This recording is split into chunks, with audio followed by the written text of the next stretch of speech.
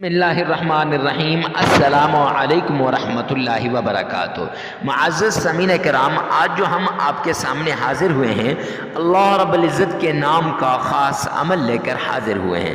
ان لوگوں کے لیے یہ عمل جو مالی پریشانی کے اندر مبتلا ہیں اور حالات کی وجہ سے لوگوں نے ان کا ساتھ چھوڑ دیا ہے، اب یہ بے چین بے قرار ہو چکے ہیں اور تنہائی کا شکار ہو چکے ہیں، کوئی ان کا ساتھ دینے والا نہیں۔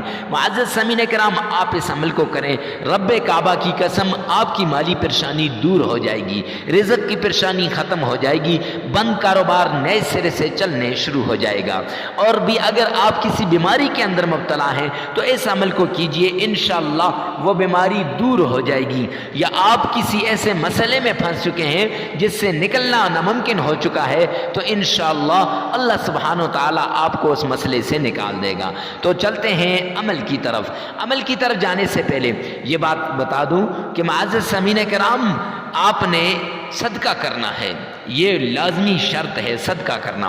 صدقے سے بلائیں ٹلتی ہیں، مصیبتیں دور ہوتی ہیں اور اللہ کی معیت شامل حال ہو جاتی ہے۔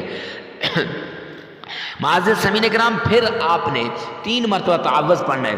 اعوذ باللہ من الشیطان الرجیم۔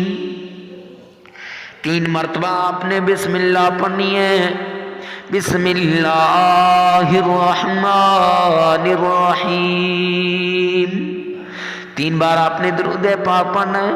اللہم صلی علی محمد وعلی آل محمد۔ اب اس کے بعد آپ نے 313 مرتبہ یا سلام پڑھنا ہے۔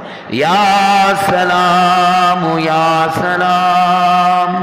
313 مرتبہ آپ نے ایک گلاس پانی لے لینا ہے، اس پانی پر پڑھنا ہے، اور جب پڑھ لیں پھر 3 مرتبہ درود پاک پڑھیں اور 33 مرتبہ استغفار کریں۔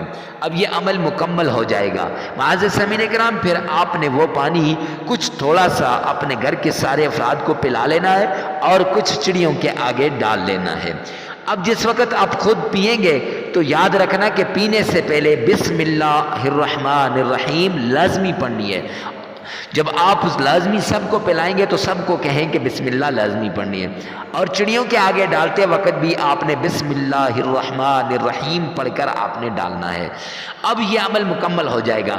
لگاتار 7 دن کا یہ عمل ہے، ہر روز اس طرح کرنا ہے۔ 7 دن کے بعد انشاءاللہ آپ کی مالی پریشانی ختم ہو جائے گی۔ تو ویڈیو معزز سامعین کرام، جگہ کی قید نہیں، وقت کی قید نہیں، یہ عمل ہر کوئی دوسرے کے لیے کر سکتا ہے۔ تو دکھی انسانیت کی خدمت کرنے کے لیے ویڈیو کو ثواب کی نیت سے صدقہ جاریہ سمجھ کر آگے شیئر کرنا مت بھولیے گا۔